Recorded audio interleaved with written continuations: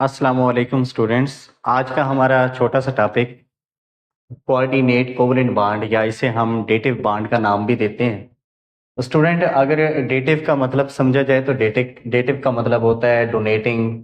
क्योंकि अब इसको डोनेटिंग का क्यों वर्ड डेटिव का नाम क्यों देते हैं, क्योंकि स्टूडेंट डेटिव बॉन्ड के अंदर जो इलेक्ट्रॉन की शेयरिंग होती है, यानी कि इलेक्ट्रॉन का जो पेयर होता है वो सिर्फ एक ही एटम देता है। यानी कि सिर्फ एक एटम दोनों इलेक्ट्रॉन प्रोवाइड करता है बॉन्डिंग के लिए।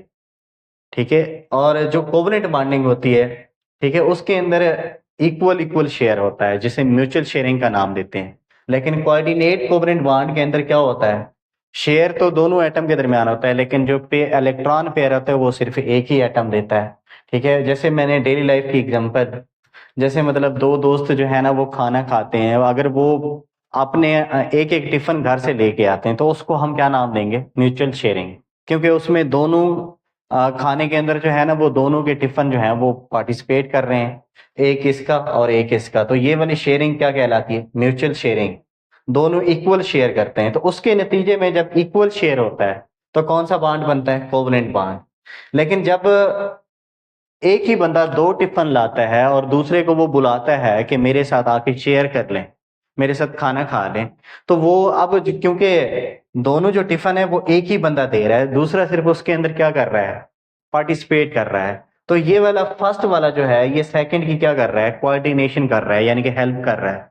तो इसी वजह से इसको हम क्या नाम देते हैं, कोऑर्डिनेशन शेयरिंग। और कोऑर्डिनेशन के नतीजे में जो बॉन्ड बनता है उसको हम क्या नाम देते हैं, कोऑर्डिनेट कोवलेंट बॉन्ड। तो आप भी कोऑर्डिनेशन किया करें, ना कि म्यूचुअल शेयरिंग किया करें। अच्छा स्टूडेंट, आप इसमें दो तरह के एटम होते हैं या दो तरह के आप कह सकते हैं कि मॉलिक्यूल होते हैं। अब एक जो है वो डोनेट करता है और दूसरा जो है वो एक्सेप्ट करता है। जो डोनेट करता है ना उसे डोनर कहते हैं, जो एक्सेप्ट करता है वो एक्सेप्टर कहलाता है। तो कौन सा एटम जो है वो डोनेट करता है, जिसका अपना ऑक्टेट कंप्लीट हो और उसके पास एक लोन पेयर भी हो। ये बात इंपॉर्टेंट है। अगर उसके पास एक्स्ट्रा इलेक्ट्रॉन होंगे, ऑक्टेट भी कंप्लीट होना चाहिए और एक लोन पेयर भी होना चाहिए जिसे वो डोनेट कर सके। जैसे एक इंसान की ना अखराजात हैं 10,000, लेकिन उसकी आमदनी जो है वो 12,000 है। ठीक है, इनकम 12,000 है, उसका मतलब कंजप्शन जो है वो 10,000 है, तो 2,000 जो है वो एक्स्ट्रा है, तो वो किसी को डोनेट कर सकता है। अगर उसकी इनकम ही 8,000 हो और उसके अखराजात जो है वो 10,000 हो, तो फिर तो वो डोनेट नहीं कर सकता।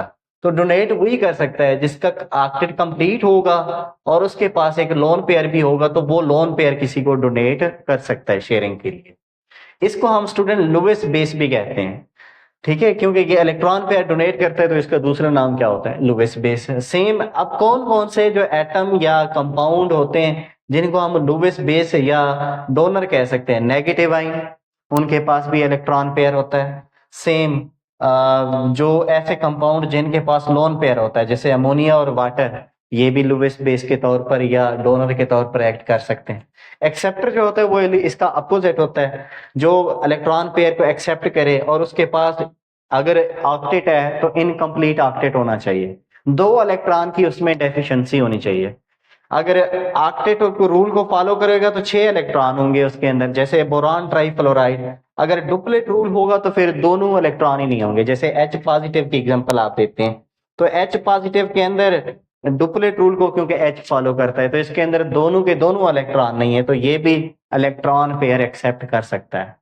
तो दो इलेक्ट्रॉन के, या तो इसके पास 0 इलेक्ट्रॉन हो अगर डुप्लेट रूल को ये वो फॉलो करता है, अगर ऑक्टेट रूल को ये फॉलो करना चाहते हैं तो इसके पास कितने इलेक्ट्रॉन हो, 6 इलेक्ट्रॉन। दोनों केस में इसके अंदर 2 इलेक्ट्रॉन की क्या होनी चाहिए, डेफिशिएंसी, जिससे वो डोनर से क्या कर सकता है, इलेक्ट्रॉन पेयर एक्सेप्ट कर सकता है।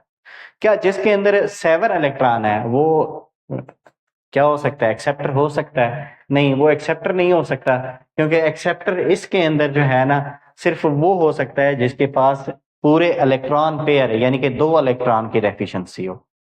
अच्छा स्टूडेंट, अब यहाँ पर आते हैं कि इसको हम लुईस एसिड भी कहते हैं, इलेक्ट्रॉन डेफिशिएंट। इसको रिप्रेजेंट कैसे करते हैं कोऑर्डिनेट कोवलेंट बॉन्ड को, साइन ऑफ एरो से। और एरो की जो टेल होती है वो डोनर की तरफ और हेड जो होता है वो एक्सेप्टर की तरफ। स्टूडेंट, ये वाली बात इंपॉर्टेंट है कि डेटिव बॉन्ड जो होता है वो प्योर डेटिव नहीं रहता।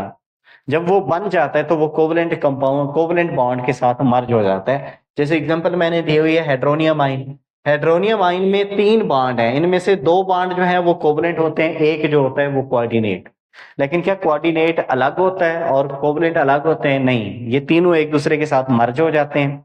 मर्ज होने के बाद हर बॉन्ड जो है ना वो 33.3% जो है ना टोटल, क्योंकि 3 है स्टूडेंट, तो 100 को 3 पे डिवाइड करें तो हर बॉन्ड 33.33% क्या होता है? डेटिव। और 66.67 क्या होता है? कोवलेंट बॉन्ड होता है। अब स्टूडेंट इसकी एग्जांपल भी लिखी हुई है कि एक्सेप्टर कौन सा हो सकता है। पॉजिटिव आइन और इलेक्ट्रॉन डेफिशिएंट कंपाउंड जितने भी हैं वो एक्सेप्टर ही होते हैं। अच्छा, ये हमेशा डेटिव बॉन्ड जो होता है हमेशा पोलर होता है। ये आपकी बुक में नहीं है, इसमें आप ऐड कर देना। ये क्यों पोलर होता है स्टूडेंट? जो डोनर एटम होता है क्योंकि वो इलेक्ट्रॉन डोनेट करता है, इसी वजह से उसके ऊपर पार्शियल पॉजिटिव चार्ज आ जाता है। और जो एक्सेप्टर एटम है वो इलेक्ट्रॉन गेन करता है, उसके ऊपर नेगेटिव चार्ज। इन चार्जेस की वजह से ना इसके अंदर पोलैरिटी डेवलप हो जाती है। तो इसी वजह से हम कहते हैं कि हमेशा जो कोऑर्डिनेट कोवलेंट बॉन्ड होगा वो पोलर होगा। अब इसकी एग्जांपल अगर हम देखें तो स्टूडेंट हेड्रोनियम आइन है। अब इसमें हेड्रोनियम आइन में देखें वाटर के पास एक लोन पेयर है, एच के पास 2 इलेक्ट्रॉन की डेफिशिएंसी है, तो ये इलेक्ट्रॉन पेयर डोनेट करेगा, ये डोनर होगा, ये एक्सेप्टर होगा और ये कंपाउंड बनेगा जिसे हम क्या कहते हैं? अडक्ट। अडक्ट होता है एडिशन प्रोडक्ट। स्टूडेंट क्योंकि इसके अंदर कोऑर्डिनेट कोवलेंट बॉन्ड है तो इसको हम क्या कह सकते हैं? कोऑर्डिनेशन कंपाउंड भी कह सकते हैं। अब लास्ट की जो एग्जांपल है ना वो है बोरान टेट्राफ्लोराइड नेगेटिव आयन की। तो यहाँ पर बोरान के पास क्योंकि 6 इलेक्ट्रॉन है, इसके पास एक लोन पेयर है, तो ये उसको डोनेट करता है, तो ये भी अडक्ट बनता है। अब यहाँ पर एक बात आप लोग लिख लेना कि इसके अंदर जो 25% करेक्टर होगा ना वो कौन सा होगा? डेटिव वाला।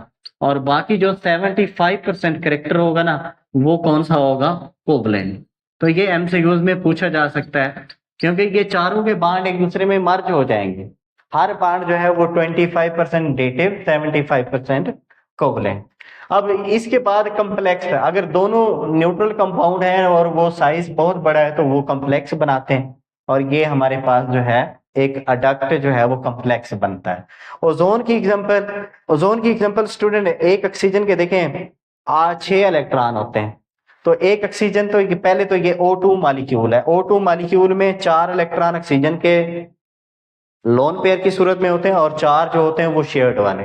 ये 8 तो पूरे हो जाते हैं। अगर इसको मैं रेज कर दूं तो ये O2 का मॉलिक्यूल है। अब O2 का मॉलिक्यूल इसमें देखें 4 इसके 4 हैं और 4 शेयर्ड वाले 8 इसके भी पूरे हैं, इसके भी 8 पूरे हैं क्योंकि ये 4 जो हैं दोनों के कंसीडर किए जाते हैं। अब इसके 6 हैं। अब इसको एक पेयर चाहिए और ये वाला पेयर जो है ये इसको शेयर कर देता है, कोऑर्डिनेट कर देता है। तो अब इसके भी 8 क्या हो जाते हैं? पूरे हो जाते हैं। और इसके 8 तो रहते हैं लेकिन इसके ऊपर कौन सा चार्ज आ जाता है? पॉजिटिव। और इसके ऊपर थोड़ा सा क्या आ जाता है? नेगेटिव चार्ज आ जाता है। तो इसी वजह से इसको हम पोलर कहते हैं। सेम यहाँ पर आप देखें, अगर इसको मैं रेज कर दूं ना तो इस ऑक्सीजन के 8 पूरे हैं, ये 2 और 2 4 और ये 4 8 हो गए। लेकिन इसके जो है ये 4 ये वाले काउंट होंगे और 2 6, तो इसके ऊपर 2 इलेक्ट्रॉन की डेफिशिएंसी है। तो होता क्या है कि ये वाला ऑक्सीजन एटम एक पेयर इसको डोनेट कर देता है ताकि इसके भी 8 क्या हो जाए? पूरे हो जाए।